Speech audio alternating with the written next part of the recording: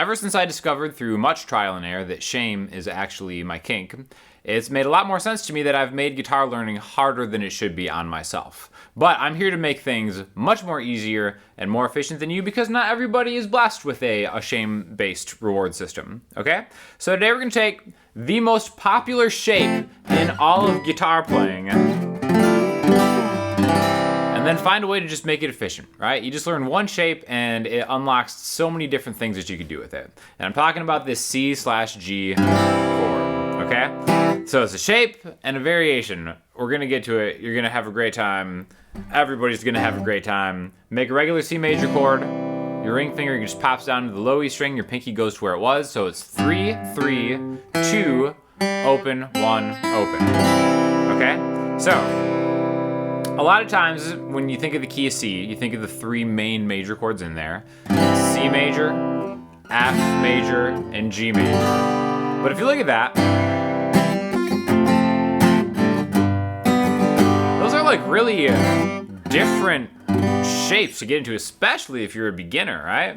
So, my favorite chord was always the F major chord, which makes a lot of sense now because it's so difficult and depraved, the pain that you go through to make that chord. But guess what? If you take the same C chord, but then slide it down to the 8th fret, that's essentially taking the spot of F major. Now, it's technically an F major with that open G string in it, so you could think of it as like an F add 9 or something like that, but it's really an F major, right? So let's just listen to it real quick. C to F, or C to F. Now, there's a difference for sure. I think the difference is negligible, and you kind of get a little something extra by getting that slide, right? You can continue on going forward to a G. Now my pinky and my ring finger line up with the 10th fret. This is a G major with an E on top. So you could call this a G6 if you want, doesn't really matter. C, F, G. Instead of C, F, G. Again, if you just look at the ergonomics of going from like a C to a G to a F back to a C to a G, that's a lot going on, right? Instead of just boom, boom, boom, okay? So that's just kind of like the number one tip that we have to start off with this entire thing. Now you can actually do this in other keys. You can also do this with other chords that you might find being kind of thrown into this key, all right? The first time I started using this shape, and the reason we're using this one as compared to a regular C, you can do the same thing with a regular C major chord where you're just rooting on the A string and then going like that, right? But I think when you get that added low string in there, it kind of ties and evens out the sound, and I think it just sounds best. In fact, when I first started using this chord a lot was when I found myself going from like a C major to a D major chord, okay? Now these would be the 4 and the 5 chord in the key of G, actually, right? Like a G, C, D, G, C, D, like that, right? One of the reasons that I gravitated towards this voicing over this voicing is because you lose a lot of volume and you lose a lot of low end when you just play the highest 4 strings on a D major like this, as compared to maybe playing a D major like this, okay? So even though D major is not a chord that exists in the key of C, doesn't mean you can't use it, right? Let's do a chord progression. It's like C to D, C to D, G, F, G, F, D,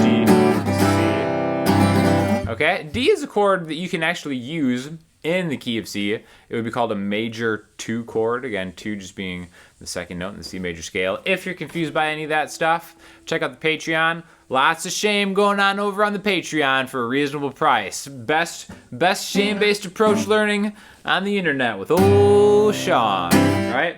So now when I say it's the most important shape, it's like even if we don't use this for all the chords in this key, it's really like let's say you don't want to go way up here to play a G major chord, which is understandable, right?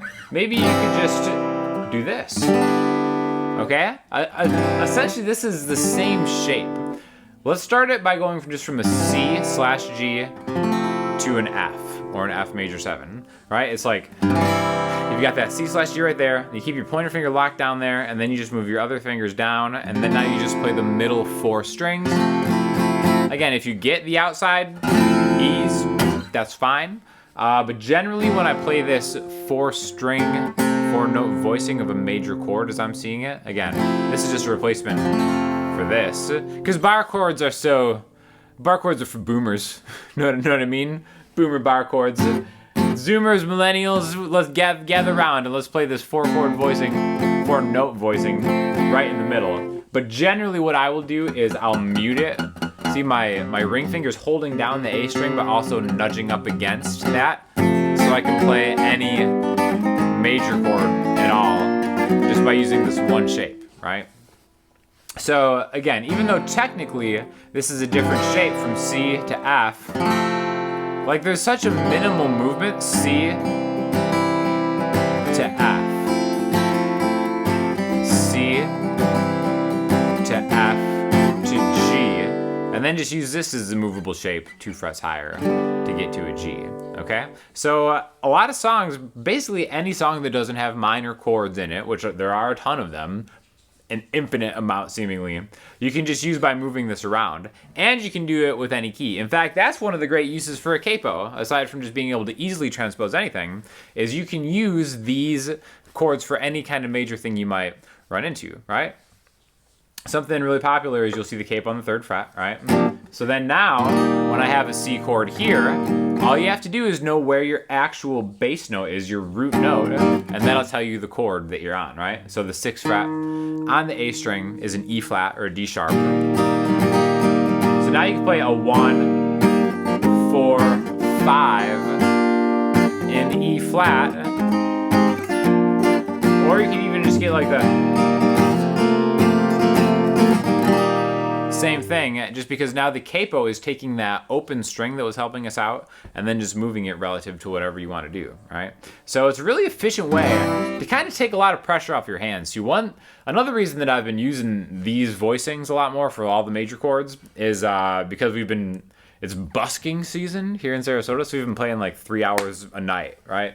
And even for Florida, which is where we're based out of, it gets cold at night, even though cold is like 50 degrees, right? But even then, like, you know, your hands kind of lock up and like bar chords kind of are tougher to do.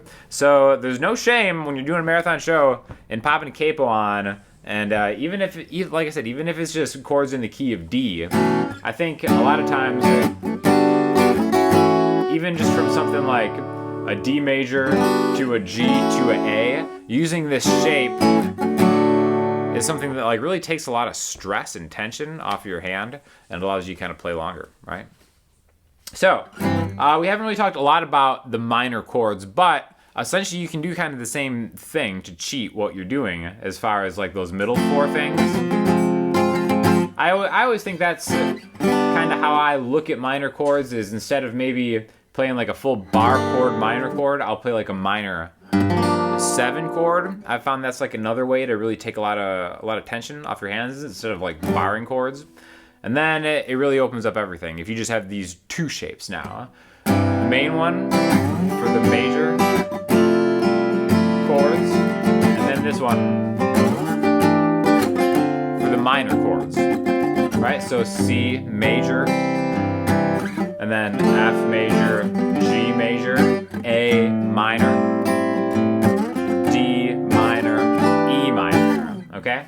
So again, if you've never seen those before, like A minor would just be middle finger on the 5th fret, skip the A string. A lot of times I grab the 5th fret on the D and G string with my ring and pinky, and then either bar them all down the line like that, or 5 skip, 5, 5, 3 to make minor 11 chords. Because minor 11 chords are just as easy to play, if not easier, but they sound pretty good. So you can make a chord scale, essentially, with just these 2 shapes, right?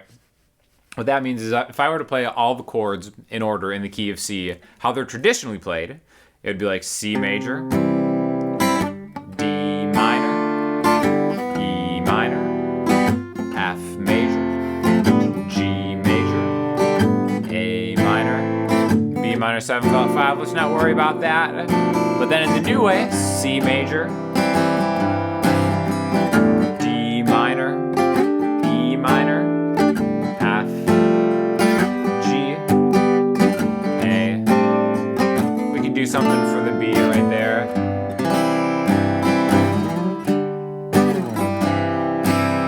And again, you get that showmanship.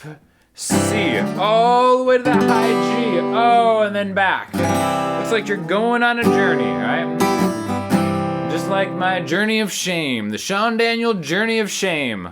On YouTube for everyone's viewing pleasure. Check it out. Tell your friends. Like and subscribe. Share the shame. Because that's the beautiful thing about shame. It's so easily shared. It's so easily, transmuted between different people. So again, if you have any questions, hit me up in the comment section. Check out the Patreon. I just posted a guided lesson on Patreon. People seem to be really liking that stuff. And if you have any questions or comments, hit me up in the comment section, Instagram, Twitter, or the website. Rocking the Taylor 614 out today because I love this guitar. And I will talk to you all soon. Thanks a lot.